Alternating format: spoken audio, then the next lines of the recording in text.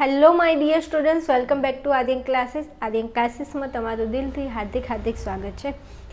વિદ્યાર્થીઓ, આજે આપણે ધોરણ 12 તત્વજ્ઞાનમાં ચેપ્ટર 3 અનુમાનના નિયમોમાં મનોરત્ન 3.1નો પ્રશ્ન નંબર જે 3 છે અને એનો આજે આપણે ક્વેશ્ચન 9 જોવાના છીએ, જે રૂપલક્ષી સાબિતી તમને રચીને સિદ્ધ કરવાની પૂછાય છે. મોસ્ટ આઈએમપી દાખલો છે. 1000 નહીં 10,000% મોસ્ટ આઈએમપી દાખલો છે. એકવાર થોડું 5-10 મિનિટ કાઢી અને જોઈ લેજો, તો કદાચ આ તમારી બોર્ડની એક્ઝામમાં દાખલો પૂછાઈ જાય તો 3 માર્ક્સ તમારા કવર થઈ જાય. વિદ્યાર્થીઓ, હું તમને એકદમ સારી રીતે અને શાંતિથી સમજાવવાની કોશિશ કરું છું. જો તમને એવું લાગે છે, ગુજરાતના લગભગ 10 થી 15,000 વિદ્યાર્થીઓ ભણીને ગયા છે આપણી ચેનલમાં, જેમને અનુમાનના નિયમો ચેપ્ટર નહોતું આવડતું, એ પણ વિદ્યાર્થીઓ એવી કોમેન્ટ કરે છે કે અમને આવડે છે, તો તમને પણ આવડશે. થોડો વિશ્વાસ રાખી અને વિડીયો પૂરો જોઈ લેજો. ચલો વિદ્યાર્થીઓ, આપણે શરૂઆત કરવી છે આપણા દાખલાની. એના પહેલાં થોડી તમને માહિતી આપી દઉં કે વિદ્યાર્થીઓ, તમને તત્વજ્ઞાનમાં જો તકલીફ હોય તો તમે તત્વજ્ઞાનની અંદર એક મેં સરસ મજાની રિવિઝન બેચનું આયોજન કરેલું છે. જે બેચ લગભગ 5 તારીખથી આપણે સ્ટાર્ટ કરવાના છીએ. તો જે વિદ્યાર્થીઓ આપણી આ બેચમાં જોડાવા માંગે છે એ વિદ્યાર્થીઓ મને વોટ્સએપમાં હાઈ કરીને મેસેજ કરશે, પોતાનું નામ મોકલશે. અને બીજું કે મેં તમને તત્વજ્ઞાનનો પેપર સેટ, જે વિદ્યાર્થીઓ તત્વજ્ઞાનનો પેપર સેટ ખરીદ્યો છે એ વિદ્યાર્થીઓ તમે લોકો વોટ્સએપમાં મને મેસેજ કરજો. તો આપણે કોઈ પણ અપડેટ હોય પેપર સેટને લઈને તો હું તમને ઇઝીલી મેસેજ દ્વારા શેર કરી શકું. અને જે વિદ્યાર્થીઓ છે જેને હજુ પેપર સેટ નથી ખરીદ્યો, તો મારે તમને કહેવાનું, ખાસ વિદ્યાર્થીઓ, જે કોઈ વિદ્યાર્થી હોય, પાસ થવાવાળા વિદ્યાર્થી હોય યા ચાહે તત્વજ્ઞાનમાં સારા માર્ક્સ લાવવા હોય, તો તમે 100% મારી ઉપર વિશ્વાસ કરી અને પેપર સેટ લઈ શકો છો. અને એનું સોલ્યુશન પણ હું તમને કરાવવાની છું, એટલે કોઈ ચિંતા કરવાની જરૂર નથી. આ વખતે મારા દરેક વિદ્યાર્થીને thank you very much, thank you so much. તમે મને બહુ જ સપોર્ટ કરો છો. અને હા, એક વાત તો રહી જ ગઈ, બધા જ મારા વાલા વિદ્યાર્થીઓને હેપી ન્યૂ યર કરીશું આપણે આપણા દાખલાની. ચલો, ટી શરતી કે સમુચય એસ, સીધું ક્યાં લઈ જાઓ છો, કંઈક તો કહો. જો વિદ્યાર્થીઓ, જ્યારે તમને રૂપલક્ષી સાબિતી રચીને સિદ્ધ કરવાનું પૂછાય અને અહીંયા તમને ખાલી જગ્યા આપેલી હોય તો શું કરવાનું? સૌથી પહેલાં તમે એટલું સમજી લો કે આ પીનો મતલબ શું થાય? પીપીનો મતલબ થાય કે આ 1, 2, 3 અને 4, આ 4 જે છે ને એ આધાર વિધાનો છે. અને આ 4 આધાર વિધાનોમાંથી આ નીચેના વિધાનો ફલિત કરેલા છે. અને આ વિધાનો કોના આધારે ફલિત કરેલા છે? તો અનુમાનના જે 8 નિયમો છે એ 8 નિયમોમાંથી કોઈ પણ નિયમમાંથી આ વિધાનોને ફલિત કરેલા છે. તો તમને અનુમાનના 8 નિયમો આવડવા જોઈએ. જો ના આવડતા હોય તો શું કરવાનું? તો ડિસ્ક્રિપ્શનની અંદર તમને ચેપ્ટર 3ની લિંક આપેલી છે, ત્યાં જઈ અને તમે અનુમાનના નિયમો પહેલાં ભણી લો. જો અનુમાનના નિયમના રૂપ આવડશે તો આ દાખલો તમને આવડશે. ચાલો હવે જોજો, બરોબર અહીંયા ખાલી જગ્યા આપી છે તો અહીંયા સામે લખવાનું શું લખવાનું થાય? તો અહીંયા તમારે જે નિયમ હોય અનુમાનનો એ નિયમ અને ઉપરના કયા આધાર વિધાન પરથી આ વિધાન તારવેલું છે એ તમારે અહીંયા લખવાનું થાય. અમુકને એવું થાય કે અહીંયા લખવાનું શું, એ જ ખબર નથી પડતી. તો અહીંયા આ ઉપરના જે આધાર વિધાનો છે એ આધાર વિધાનમાંથી કયા આધાર વિધાનમાંથી આ વિધાન તારવ્યું છે, એ વિધાનનો આગળનો ક્રમ અને કયા નિયમના આધારે આ વિધાન તારવ્યું છે એનો નિયમ તમારે લખવાનું થાય. ચલો હવે 5મા નંબરમાં અહીંયા તમને આપેલું છે ટી શરતીને કે. તો હવે મારે શું કરવું? તો ટી શરતી કે આપ્યું છે એ તમે ઉપરના 1, 2, 3 અને 4 આધાર વિધાનોમાં જુઓ કે ટી શરતી કે કઈ જગ્યાએ છે. તો જો પહેલા નંબરમાં છે તો કે હા છે. તો હવે પહેલા નંબરની અંદર કયું કારક સર્વોપરી કારક છે? તો જુઓ ને, અહીંયા સમુચય છે. સર્વોપરી કારક કોને કહેવાય એ નહીં આવડતું હોય. આ પહેલા ચેપ્ટરમાં આવે સર્વોપરી કારક કોને કહેવાય. તો સર્વોપરી કારક જે આખા વિધાનને લાગુ પડતું હોય અને મોટા ભાગે કૌંસની બહાર હોય એને સર્વોપરી કારક કહેવાય. તો આ સમુચય સર્વોપરી કારક છે. હવે અનુમાનનો એવો કયો નિયમ છે જેની અંદર સમુચય આવે છે? તો મને યાદ છે ત્યાં સુધી હું તો સૌથી પહેલાં સિમ્પનો નિયમ યાદ કરીશ.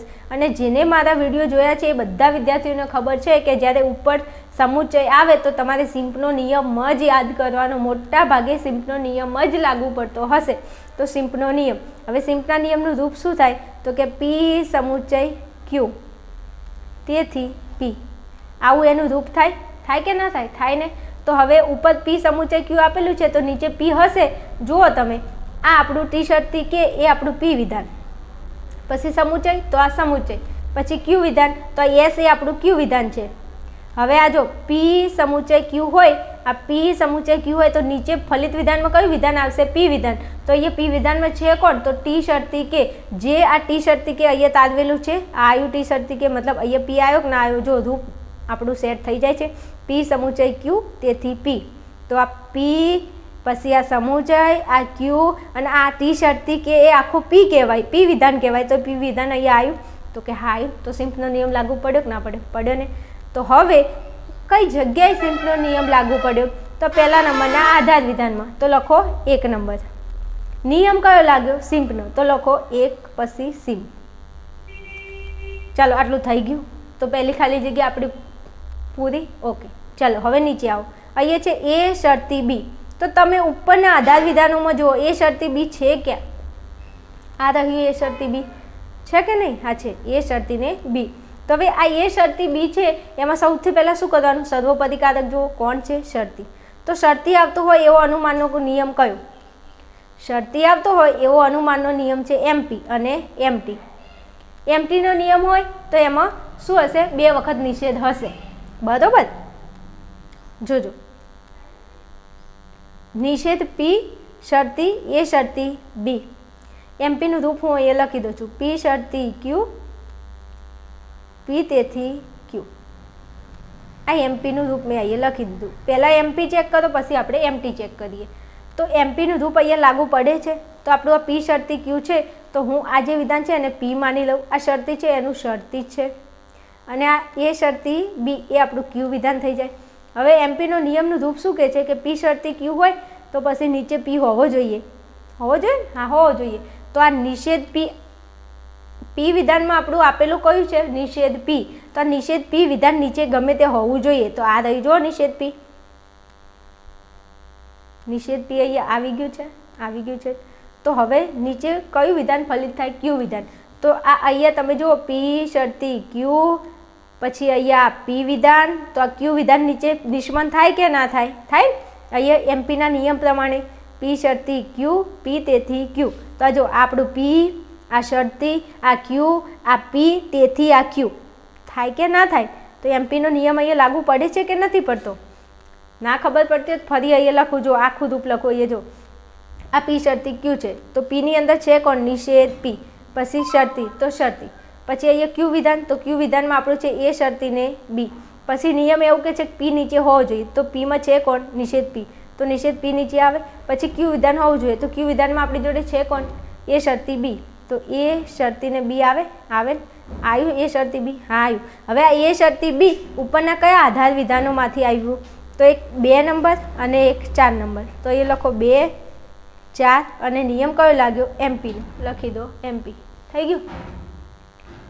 ચલો પછી હવે અહીંયા છે ટી વિકલ્પન એ.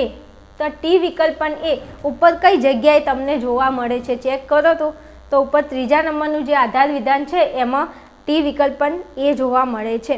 હવે જ્યારે અહીંયા તમને આટલું થઈ જાય એના પછી તમારે જોવાનું કે આ આખા વિધાનમાં સર્વોપદીકારક કયું છે? તો સર્વોપદીકારક એટલે કયું કારક? જે કૌંસની બહાર રહેતું હોય એને સર્વોપદીકારક કહેવાય. અહીંયા સર્વોપદીકારક કોણ છે? વિકલ્પન. તો વિકલ્પન આવતું હોય એવો અનુમાનનો નિયમ કયો? તો વિકલ્પન આવતું હોય એવો અનુમાનનો નિયમ છે ડીએસ. છે કે નહીં? હા. તો ડીએસનું રૂપ લખો. પી વિકલ્પન ક્યુ, નિષેધ પી તેથી ને ક્યુ. આ ડીએસનું રૂપ થાય છે. હવે આ રૂપ પ્રમાણે આ ટી વિકલ્પન એ આવ્યું છે કે નહીં એ ચેક કરો. તો આ ટી વિકલ્પન એ આપણું આ વિધાન છે, ક્યુ વિધાન છે. ટી વિકલ્પન એ આપણું ક્યુ વિધાન છે. તો આ વિધાન ઉપરના વિધાનમાંથી ફલિત થઈને આવ્યું છે કે નહીં એ ચેક કરવાનું છે તમારે. ચલો, તો ટી વિકલ્પન એ કયા નંબરના આધાર વિધાનમાં? 3જા નંબરના. તો આ જે પી છે એ આપણું પી વિધાન, આ વિકલ્પનનું વિકલ્પન અને આ આપણું ક્યુ વિધાન.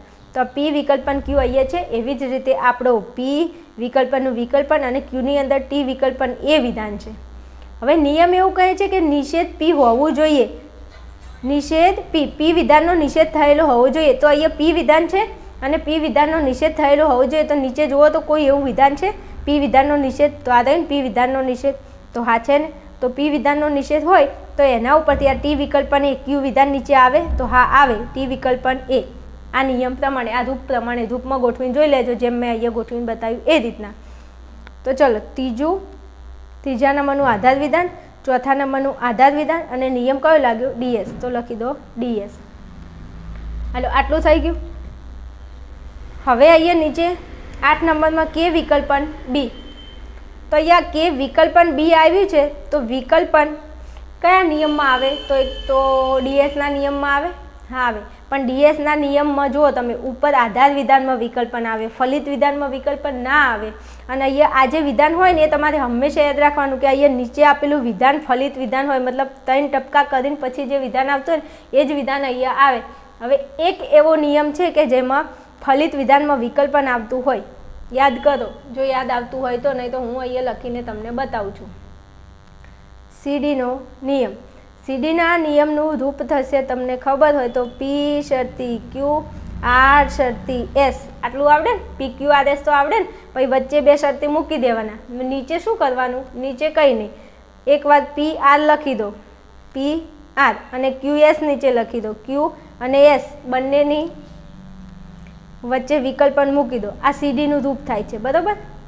હવે આ સીડીના રૂપ પ્રમાણે આ કે વિકલ્પન બી આવ્યું છે કે નહીં એ ચેક કરો. તો ઉપર જો ડબલ શરતી, તો ડબલ શરતી, ડબલ વિકલ્પન, તો ડબલ વિકલ્પન. તો અહીંયા 100% સીડીનો નિયમ લાગુ પડે કે ના પડે? તમારે ચેક કરવું હોય તો હું તમને ચેક કરીને બતાવી દઉં. જો આ બરોબર ધ્યાન આપજો, આ રૂપને અને આને સરખાવું છું. જો ઉપરના વિધાનમાં છે ટી શરતી કે, તો મતલબ આપણું પી શરતી ક્યુ એના જ પ્રમાણે ટી શરતી કે આપેલું છે. હવે એ શરતી બી, બરાબર. આટલું થઈ ગયું. હવે અહીંયા પણ નહીં જોવાનું, આ રૂપ પ્રમાણે તમે સરખાવો. જો અહીંયા જેવું સેમ ટુ સેમ આવે એવું અહીંયા હોય તો તમારો જવાબ સાચો. હવે અહીંયા ટી શરતી કે આવ્યું, એ શરતી બી. આપણને ખબર છે કે પી શરતી ક્યુ આર શરતી એસ. હવે ત્રીજા નંબરનું વિધાન હોય એ આવે ક્યાંથી? તો એ વિધાન પહેલાં ટી હોય ને પછી એ હોય, તો મૂકજો ટી એ. પછી ક્યુ અને એસ હોય તો કે અને બી હોય, મૂકજો કે અને બી. બંને વચ્ચે શું હોય? વિકલ્પન હોય. હવે આજે મેં જવાબ લાવ્યો ને એ જવાબ અહીંયા હશે, તમે ચેક કરી લો. જો ટી શરતી કે છે, ટી શરતી કે, એ શરતી બી, એ શરતી બી, ટી વિકલ્પન એ, ટી વિકલ્પન એ, કે વિકલ્પન બી, કે વિકલ્પન બી આવી ગયું. તો હવે તમે માનો કે આ સીડીનો નિયમ છે કે નહીં? છે. તો હવે શું કરશો? ખાલી જગ્યામાં લખવાનું શું? તો કયા આધાર વિધાન પરથી આ વિધાનને આપણે ફલિત કર્યું છે? તો ઉપરના 3 આધાર વિધાનો પરથી આપણે આ વિધાનને ફલિત કર્યું. તો 5મા નંબરનું આધાર વિધાન, 6ઠ્ઠા નંબરનું અને 7મા નંબરનું. તો લખો 5, 6 અને 7. અને નિયમ કયો? અનુમાનના કયા નિયમના આધારે આપણે આ વિધાનને ફલિત કર્યું? તો સીડીનો નિયમ. તો લખી દો સીડી. થઈ ગયું, આપણો જવાબ આવી ગયો. આટલી ખાલી જગ્યા પૂરવાના તમને 3 માર્ક્સ રોકડા મળે છે, જે તમે મૂકી દો છો એ સમજીને કે અમને આવડતું નથી, પણ અનુમાનના નિયમનું રૂપ આવડે તો આમાં કશું હે નહીં. તમે ગણિત ભણ્યા જ છો 10માં ગણિત તમે ગણી શકતા હોય, ગણિત ભણીને જ આવ્યા છો ને બધા, તો આ તો આવડે. ખાલી અનુમાનના નિયમના રૂપ તમને આવડવા જોઈએ. ના આવડતા હોય તો એકવાર તૈયાર કરી લેજો. ઓકે, ચલો મળીએ નેક્સ્ટ વિડીયોમાં. ત્યાં સુધી તમે જોતા રહેશો આર્યન ક્લાસીસ. અને દાખલો મોસ્ટ આઈએમપી છે, તૈયાર કરી લેજો. 10મા નંબરનો દાખલો પણ ફટાફટ હું તમને વિડીયો અપલોડ કરી દઈશ. ચાલો વિદ્યાર્થીઓ, આપણે સાથે સાથે 10મા નંબરનો રૂપલક્ષી સાબિતી પણ જોઈ લઈએ. એટલે 1થી લઈ અને 10 સુધીમાં તમને કોઈ પણ રૂપલક્ષી સાબિતી પૂછાય તો એના 3 માર્ક્સ તમે મેળવી શકો. આગળના વિડીયો ના જોયા હોય તો ડિસ્ક્રિપ્શનની અંદર લિંક આપેલી છે, ત્યાં જઈ અને તમે જોઈ શકો છો. બીજું ટેલિગ્રામ અને વોટ્સએપની લિંક પણ નીચે ડિસ્ક્રિપ્શનમાં આપેલી છે, ત્યાં જઈને તમે ટેલિગ્રામ અને વોટ્સએપમાં જોઈન થઈ શકો છો. બીજું આર્યન ક્લાસીસ એપ્લિકેશનની લિંક પણ નીચે ડિસ્ક્રિપ્શનમાં આપેલી છે, ત્યાં જઈ અને તમે આપણું એપ્લિકેશન ડાઉનલોડ કરી શકો છો. અને જો તમારે તત્વજ્ઞાનનો પેપર સેટની જરૂર છે તો પેપર સેટ પણ અવેલેબલ છે, ત્યાં જઈ અને તમે પેપર સેટ પરચેઝ કરી શકો છો. અને રિવિઝન બેચ હવે ટૂંક જ સમયમાં આપણે શરૂઆત કરવાના છીએ. તો જો વિદ્યાર્થીઓ તમારે રિવિઝન બેચમાં જોડાવાનું હોય તો અહીંયા આપેલો નંબર, આ નંબર ઉપર તમે મને વોટ્સએપ કરશો. ઓકે, ચલો દાખલાની શરૂઆત કરીએ છીએ આપણે. તો દાખલાની શરૂઆત કરવા માટે તમને જ્યારે પણ આવી રૂપલક્ષી ખાલી જગ્યા પૂછાય તો તમારે પહેલાં શું કરવાનું, શું કામ, કયું સ્ટેપ તમારે? તો એક વસ્તુ ધ્યાન રાખશો કે અહીંયા તમને આ પી પી પી પી પી દેખાય છે, તો એનો મતલબ એવો થાય છે કે આ 1થી લઈ અને જે 5 છે જેની આગળ પીપી લખેલું છે, આ બધા આધાર વિધાનો છે. અને આ આધાર વિધાનોના આધારે નીચેના આ વિધાનોને ફલિત કરેલા છે. અને આ વિધાનો અનુમાનના 8 નિયમોમાંથી કોઈ પણ નિયમનો ઉપયોગ કરી અને આ વિધાનોને ફલિત કરેલા છે. આટલું જો તમને ખબર પડે તો હવે દાખલાની શરૂઆત થાય છે। ચાલો હવે તમે જોઈ શકો છો કે અહીંયા 6 નંબરની સામે તમને ખાલી જગ્યા આપેલી છે। તો સૌથી પહેલાં ખાલી જગ્યામાં મારે લખવાનું શું, તો તમારે આ કે વિધાન ઉપરના કયા આધાર વિધાનમાંથી નિષ્પન્ન થયેલું છે એ આધાર વિધાનનો તમારે 1 2 3 4 5માંથી ક્રમ લખવાનો છે અને અનુમાનના કયા નિયમના આધારે તમે આ વિધાનને અહીંયા ફલિત કરેલું છે એ અનુમાનનો તમારે નિયમ લખવાનો છે। ચલો આટલું ખબર પડી, તો કે હા પડી। હવે આટલું જો તમને ખબર પડી હોય તો અહીંયા તમને કે વિધાન આપેલું છે, આ કે વિધાન ફલિત કરેલું છે। તો આ કે વિધાન કઈ જગ્યાએથી ફલિત કર્યું છે એ શોધવા માટે તમારે શું કરવાનું, તો જે જગ્યાએ તમને શું જોવા મળે, કે જોવા મળે એ વિધાન તમે જુઓ। તો જો અહીંયા પણ કે છે અને અહીંયા પણ કે છે, પણ વિદ્યાર્થીઓ તમે થોડું ધ્યાન આપો તો તમને એટલું ખબર પડી જાય કે અહીંયા કે વિધાન છે ને એના સામે એ વિકલ્પન બી છે અને વિધાન એના ઉપર આપેલું છે। એટલે મતલબ કે આ જો વિધાનનો ઉપયોગ કરી અને આપણે ચેક કરીએ તો આ વિધાન અહીંયા નિષ્પન્ન થઈ જશે। જેમ કે તમે આ કે વિધાન છે તો તમે ચેક કરો, આ કે વિધાનની સામે સર્વોપરી કારક કોણ છે, તો કે શરતી છે। હવે શરતી કારક હોય એવો અનુમાનનો કયો નિયમ, તો શરતી કારક હોય હું અહીંયા લખું છું એમપીનો નિયમ છે જેનું રૂપ થાય છે પી શરતી ક્યુ, પી તેથી ને ક્યુ। આ અનુમાનના નિયમનું એમપીનું રૂપ છે।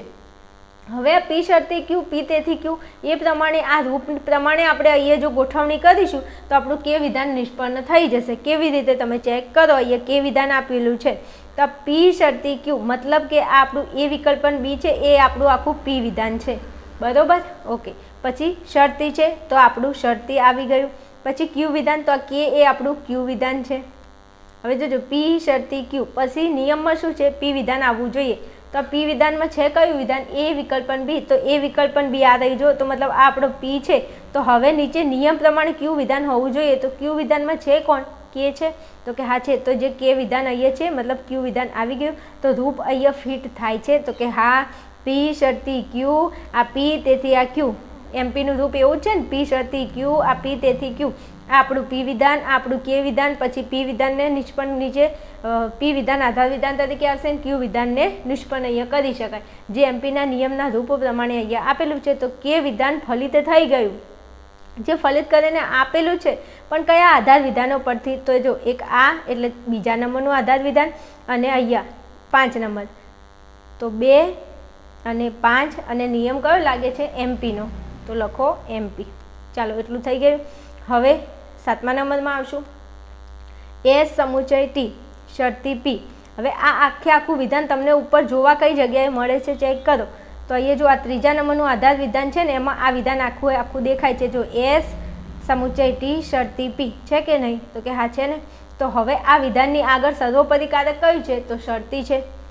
તો શરતી આવતા હોય એવા અનુમાનના નિયમો કેટલા છે, તો એમપી છે, એમટી છે, આ બધા નિયમો છે। પણ એમટી નિયમ હોય તો અહીંયા નિષેધ આવવું જોઈએ, પણ અહીંયા નિષેધ નથી, મતલબ એમટી નિયમ આવશે નહીં, તો વધ્યો એક જ નિયમ એમપીનો નિયમ, પી શરતી ક્યુ, પી તેથી ક્યુ। હવે આ રૂપને અહીંયા ફિટ કરો, જો થાય છે તો હવે હું અહીંયા આ જે વિધાન છે એની સામે શરતી છે અને આપણું કે વિધાન છે, કે વિધાનનો મતલબ કે આપણું આ પી વિધાન બની જશે, શરતીનું શરતી, અહીંયા ક્યુ છે તો માની લો કે આપણું ક્યુ વિધાન છે। પછી નિયમ એવું કહે છે કે પી વિધાન હોવું જોઈએ, તો પી વિધાનમાં છે કોણ, કે છે, તો કે હા, તો આ રહ્યું આપણું પી વિધાન, આપણું પી વિધાન, કે આપણું પી વિધાન। હવે નિયમ પ્રમાણે નીચે ક્યુ વિધાન આવવું જોઈએ, તો જો ક્યુ વિધાનમાં છે કોણ, એસ સમુચય ટી શરતી પી, જે અહીંયા ક્યુ વિધાન તરીકે આવે છે કે નથી આવતું એમપીના નિયમ પ્રમાણે, એવું જરૂરી નથી હો ભાઈ કે એક જ વાર એમપીનો નિયમ આવે, અઢળક વખત આવે, તમને એને જોતા આવડતું હોવું જોઈએ। તો જો આ પી શરતી ક્યુ, આ પી તેથી આ ક્યુ વિધાન, આ રૂપમાં એકવાર લખીને જોઈ લેજો, સેટ થઈ જશે। તો આપણું આ ક્યુ વિધાન નિષ્પન્ન થયું, પણ ઉપરના કયા આધાર વિધાનો પરથી, તો જો એક આ 3 નંબર અને એક આ 6 નંબર, તો લખો 3 અને 6 એમપીનો નિયમ। હાલો આટલું થઈ ગયું। હવે શું કરશો, તો પી વિકલ્પન નિષેધ એન, અનુમાનનો એવો કયો નિયમ છે જેમાં ફલિત વિધાનમાં વિકલ્પન આવે છે, તો અનુમાનનો એકમાત્ર 2 નિયમો છે, પણ એડનો નિયમ ક્યારે લાગુ પડે, જ્યારે અહીંયા જો નિષેધ એન આપેલું છે તો નિષેધ એન તો ઉપર આપેલું છે, તો અહીંયા જે વિધાન છે એ ઉપર આપેલું હોય તો મોટા ભાગે એડનો નિયમ ના આવે, સીડીનો નિયમ જ આવે. સીડીનો નિયમ એક એવો છે જેમાં ફલિત વિધાનમાં શું આવે છે? વિકલ્પન આવે છે. હવે આ મારે તમને થોડું વિશેષતાપૂર્વક સમજાવવું પડશે ને કે તમે બધા છે ને, ચાલો હવે સાઈડમાં સમજાવું છું, જોજો હો બરોબર. આ આપણું પી વિકલ્પન નિષેધ એન, તો આ પી વિકલ્પન નિષેધ એન, આ આપણું જે વિધાન છે ને એ છેલ્લા નંબરનું વિધાન છે, મતલબ આ આપણું ચોથા નંબરનું વિધાન છે ફલિત વિધાન. સીડીમાં 1, 2 અને 3 અને 4 વિધાનો આવે. 3 વિધાનો આધાર વિધાન હોય, છેલ્લું વિધાન હોય ફલિત વિધાન, એ આપણને ખબર છે. હવે પહેલાં સાઈડમાં લખો, શું લખશો? સીડીનો નિયમ લખો. ચલો હું સીડીનો નિયમ અહીંયા લખી દઉં છું. મને ખબર છે તમને સૌથી વધારે જો તકલીફ પડતી હોય તો સીડીના નિયમમાં, અને જો તમારું પેપર હાર્ડ કરવું હોય તો સીડીનો નિયમ આપશે ને આપશે, 100% આપશે, બરાબર. એમાં 8મો, 9મો, 10મો, એમાં 9મા નંબરનો દાખલો આપશે ને આપશે, બરાબર. આ તમને કહી દઉં. ચલો સીડીનું રૂપ લખો પહેલાં. પી શરતી ક્યુ, આર શરતી એસ, બરાબર ધ્યાન આપજો. પછી પી ને આર, તો પી આર મૂકી દીધું, ક્યુ ને એસ, તો ક્યુ અને એસ બંનેની વચ્ચે આવશે વિકલ્પન. ચલો આટલું તમને આવડે? હવે આ વિધાન જે છે ને, આ 1 નંબરનું વિધાન, આ 2જા નંબરનું વિધાન, આ 3જા નંબરનું, આ 4થા નંબરનું. તો 4થા નંબરનું વિધાન આપણને આપેલું છે, મતલબ આ વિધાન આપણને આપેલું છે. હવે આના આધારે ઉપરના 3 વિધાનો આપણે શોધીને લાવવાના છે. તો હું એમ કહું છું, અહીંયા જો આ ક્યુ છે, આ એસ છે, તો ક્યુની જગ્યાએ આપણી જોડે કયું વિધાન છે? તો હું અહીંયા લખું છું ક્યુની જગ્યાએ પી વિધાન છે. આ વિકલ્પન, તો આ વિકલ્પન. અહીંયા એસ છે, તો એસની જગ્યાએ અહીંયા કયું વિધાન છે? નિષેધ એન. તો એસની જગ્યાએ નિષેધ એન છે કે નહીં? છે, હા છે. હવે તમને ખબર છે કે એસની જગ્યાએ નિષેધ એન વિધાન છે અને ક્યુની જગ્યાએ પી વિધાન છે. તો ઉપરના જે રૂપ છે, આ 3 ખાલી જગ્યાઓ, આ 3 રૂપ આપણે લાવવાના છે. આ અહીંયા આધાર વિધાનો આપણે લાવવાના છે. તો જે જગ્યાએ ક્યુ આવતું હોય ત્યાં પી મૂકી દો, જે જગ્યાએ એસ આવતું હોય ત્યાં નિષેધ એન મૂકી દો. હવે આ 3માંથી કઈ જગ્યાએ ક્યુ આવે છે અને કઈ જગ્યાએ એસ આવે છે તમે જો. તો આ રહ્યું ક્યુ અને આ રહ્યું એસ. તો ક્યુની જગ્યાએ છે કોણ? પી. તો ક્યુ આવે છે કેમ? પહેલા નંબરના આધાર વિધાનમાં. તો ક્યુની જગ્યાએ છે કોણ? પી. તો અહીંયા પી લખો પહેલાં. ચાલો લખ્યું. હવે જોજો, રૂપ પ્રમાણે આગળ શરતી હશે તો મૂકી દો શરતી. ચલો પછી એસ વિધાન કઈ જગ્યાએ છે? 2જા નંબરમાં. હવે એસની જગ્યાએ આપણને કયું વિધાન આપ્યું છે? નિષેધ એન. તો અહીંયા મૂકો. જો 2જા નંબરના આધાર વિધાનમાં એસ આપેલો છે ને એસની જગ્યાએ આપણે નિષેધ એન લેવાનું છે. તો અહીંયા એસ છે, એસની જગ્યાએ અહીંયા આપણે શું મૂકીશું? નિષેધ એન. ચાલો મૂકી દીધું. હવે આ વિધાન આપણને ખબર નથી તો એની ચિંતા કરવાની જરૂર નથી. કેમ? આ પિન આર આપણને મળી જાય, અહીંયા પી આર મળી જાય, તો આ પિન આર જ છે ને, તો એ તો બાય ડિફોલ્ટ આવી જશે. અહીંથી ખાલી આ વિધાન હોદો. હવે તમે અહીંયા આ પહેલેથી લઈ અને આટલા સુધી, 1થી લઈ અને 7 સુધીમાં કયું એવું વિધાન છે જેમાં પાછળ પી છે ને આગળ શરતી છે? કયું એવું વિધાન છે જેમાં પાછળ નિષેધ એન છે ને આગળ શરતી છે? તમે મને કહો. તો હવે થોડી નજર દોડાવો તો જો આ 7મા નંબરમાં આ રહ્યો આપણો પી, પીની આગળ શરતી ને એની આગળ આ વિધાન જે આપણને ખબર નથી, જે આપણે શોધવાનું હતું એ મળી ગયું. જોજો બરોબર. પી, આ રહ્યું તમારો પી શરતી, આ રહ્યું શરતી. આગળનું આપણને ખબર નથી પણ અહીં તો આપેલું છે, તો અહીં લખી દો એસ સમુચ્ચય ટી. મળી ગયું આપણું. આ કયું વિધાન મળ્યું? પી વિધાન મળ્યું. હવે આર વિધાન ખબર નથી, અહીંયા ખાલી જગ્યા છે, તો આર વિધાન શોધો. નિષેધ એન શરતીવાળું વિધાન તમને આમાં ક્યાંક ને ક્યાંક જોવા મળશે. આ થયું જો નિષેધ એન શરતી છે કે નહીં? આગળ આપણને ખબર નથી, ભલે ને ખબર નહીં પણ અહીંયા તો આપેલું છે ને, તો મૂકી દો નિષેધ એમ છે કે નહીં. જો અહીંયા નિષેધ એન, આ રહ્યું આપણું નિષેધ એન, આગળ છે શરતી, તો આપણી જોડે શરતી છે, આગળનું વિધાન ખબર નથી, અહીંયા આપેલું છે, મૂકી દો નિષેધ એમ. આવી ગયું. ચાલો આટલું થઈ ગયું. હવે આ 3જા નંબરનું વિધાન આપણને ખબર નથી. ના ખબર હોય તો શું કરવાનું? રોવા નહીં બેસવાનું. આપણને ખબર છે પી આર મળી ગયું, તો અહીંયા પી વિકલ્પન આર છે કે નહીં? તો આ આપણું પી વિધાન, આ આપણું આર વિધાન, તો એને મૂકી દો બેઠે બેઠું એસ સમુચ્ચય ટી. પછી શું છે? વિકલ્પન કરો, વિકલ્પન. અને આર વિધાનમાં કોણ છે? નિષેધ એમ, નિષેધ એમ. હવે આવું વિધાન તમને કઈ જગ્યાએ જોવા મળે? તમે શોધી લો અંદરથી. જો એસ સમુચ્ચય ટી વિકલ્પન નિષેધ એમ. આ રહી જો એસ સમુચ્ચય ટી વિકલ્પન નિષેધ એમ. છે કે નહીં? મળી ગયું? હા મળી ગયું. હવે એક કામ કરો, શું કરશો? એસ સમુચ્ચય ટી નિષેધ પી કઈ જગ્યાએ છે પહેલાં જુઓ. આ એસ સમુચ્ચય ટી નિષેધ પી 7 નંબરમાં છે, લખો 7 નંબર. નિષેધ એમ શરતી નિષેધ એન કઈ જગ્યાએ છે? કયા આધાર વિધાનમાં? આ રહી જો નિષેધ એમ શરતી એન. 1 નંબરમાં છે, લખો 1 નંબર. એસ સમુચય ટી વિકલ્પ નિષેધ એમ કઈ જગ્યાએ છે? આ રહ્યું એસ સમુચય ટી વિકલ્પ નિષેધ એમ કયા નંબરમાં છે? 4 નંબરમાં. તો આ 7 નંબર, આ 1 નંબર અને આ 4 નંબર ઉપરથી આપણું આ વિધાન ફલિત થયેલું છે અને સીડીના નિયમ પ્રમાણે. તો તમારે અહીંયા જે ખાલી જગ્યા છે ને એમાં જવાબમાં શું લખવાનું? 7, 1, 4 અને સીડી. હા, આટલું બધું અમને ચોથી આવડશે.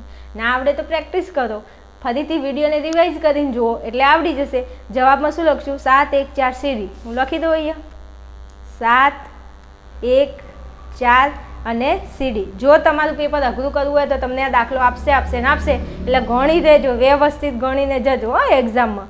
ચલો હવે વધ્યું છેલ્લું વિધાન, તો કે પી વિકલ્પ નિષેધ એન સમુચય કે. હવે તમે મને એમ કહો કે અનુમાનનો કયો એવો નિયમ છે કે જેમાં ફલિત વિધાનમાં સમુચય આવતું હોય? તો મને તો યાદ છે, તમને યાદ છે? હા, એક નિયમ છે પી ક્યુ.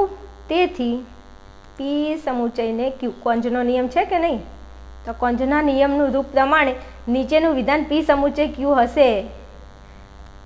તો ચલો અહીંયા આવો, અહીંયા ધ્યાનમાં લઈશું પી સમુચય ક્યુ. તો આ જે આપણું આખું વિધાન છે એ આપણું પી વિધાન, આ સમુચયનું સમુચય, આપણું ક્યુ વિધાન તો આપણું ક્યુ વિધાન. હવે રૂપ એવું કહે છે કે આગળ પી હશે, ઉપર પી હશે, નીચે ક્યુ હશે. તો પી ક્યુ હોતો પી એટલે આપણું પી વિકલ્પ નિષેધ એન કઈ જગ્યાએ દેખાય છે? તો આ રહ્યું જો પી વિકલ્પ નિષેધ એન. તો આપણું આ પી. પછી ક્યુ વિધાન. ક્યુ વિધાનમાં છે કોણ? ક્યુ વિધાનની જગ્યાએ છે કે. તો કે કઈ જગ્યાએ છે? આ રહ્યું જો 6થા નંબરે છે કે નહીં? તો 6થા નંબરે આપણો કે છે. અહીંયા હું લખી દઉં આપણું ક્યુ વિધાન છે. તો પહેલાં પી વિધાન આવે, પછી ક્યુ વિધાન આવે. તો પી વિધાનનો ક્રમ કયો? પહેલાં પી છે ને પછી ક્યુ આવે. તો પી વિધાન કઈ જગ્યાએ છે? 8મા નંબરમાં. તો પહેલાં તમારે 8 નંબર લખવું પડે. પછી ક્યુ વિધાન આવે. ક્યુ વિધાન અહીંયા છે કયા નંબરે? 6થા નંબરે. તો લખો 6. નિયમ કયો? કોંજનો. તમે મારા વિડીયો જોયા હોય આગળથી તો આ બધું તમને રમકડા જેવું લાગે, તમને હું ફાસ્ટ ભણાવું એવું લાગે જ નહીં, કારણ કે મેં તમને આગળ આ બધું ભણાવી દીધું છે. આ બધું તમને આવડતું એ હશે. નિયમ કોંજનો લખી દો, કોંજ. હાશ, આટલું કરવાના 3 માર્ક્સ મળે છે.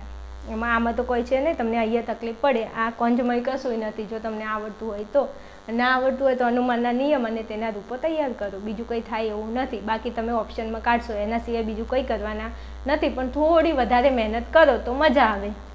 ચલો હવે મળીશું આપણે નેક્સ્ટ વિડીયોમાં. ત્યાં સુધી તમે ચેનલની સાથે બન્યા રહેશો. તમને કોઈ ચેપ્ટરમાં તકલીફ હોય, મને ખબર છે ઘણા બધા વિદ્યાર્થીઓના મેસેજ અને ઘણા બધા વિદ્યાર્થીઓના કોલ પણ આવે છે અને કોમેન્ટ પણ આવે છે. વિદ્યાર્થીઓ ટાઈમ દેતા 100% તમારા માટે હું તમને હેલ્પ થાય એવા કંઈક વિડીયો અને એવા કંઈક ટોપિક લઈને આવીશ. પણ ખાસ તમે મને થોડું સપોર્ટ કરજો તો મને કંઈક મજા આવે તમને ભણાવવાની. ચલો મળીએ નેક્સ્ટ વિડીયોમાં. ત્યાં સુધી જોતા રહેશો આર્યન ક્લાસીસ.